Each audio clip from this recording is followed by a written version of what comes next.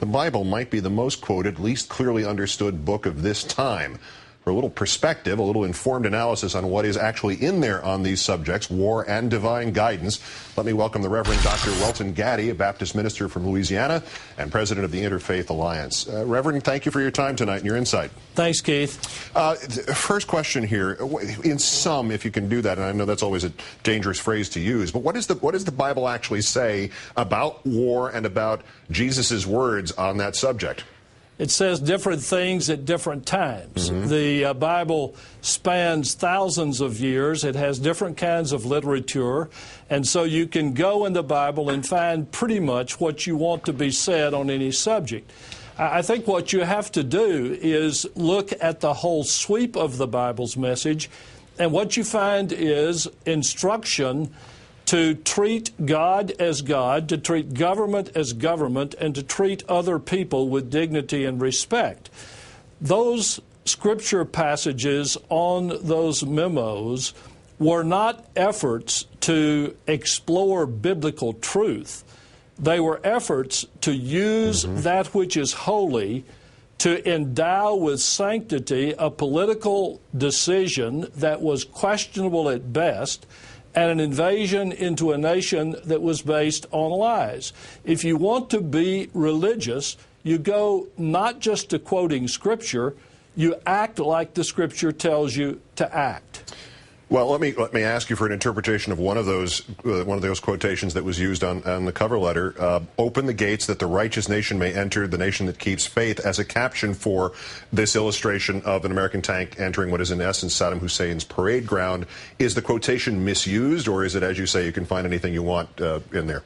Keith, I think it's a prostitution of religion. If you look at the images and the scriptures that are associated with each one of them, you see a studied effort to identify the United States as the righteous nation, the military strategy of invasion as an act of God. And what that does is it says, if you question me, you're questioning God. And if you oppose this war, then you have to be evil because I'm good. There is a theocratic tendency to this, and as you well know, most people who support a theocracy want to be theo.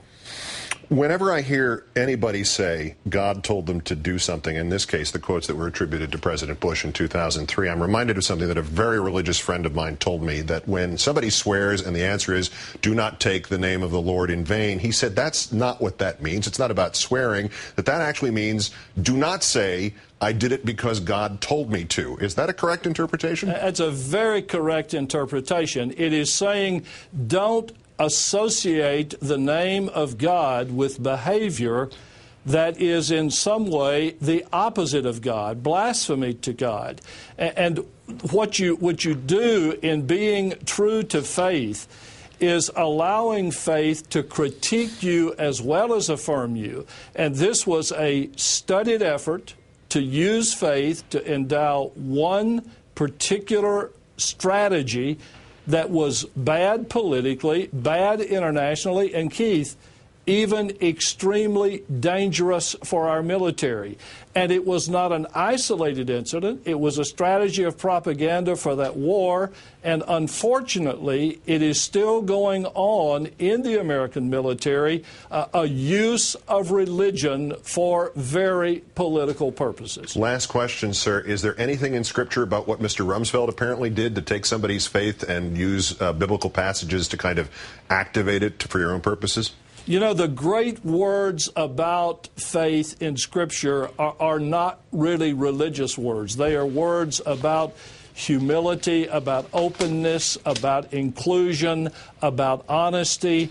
And if you want to know how religious a person is, you don't use the terminology of religion. You use the practicality of religion and see whether or not it is building up or tearing down, honest or dishonest. Reverend Welton Gaddy, the president of the Interfaith Alliance, great thanks for your insight. Great thanks for your time tonight, Thanks, sir. Keith.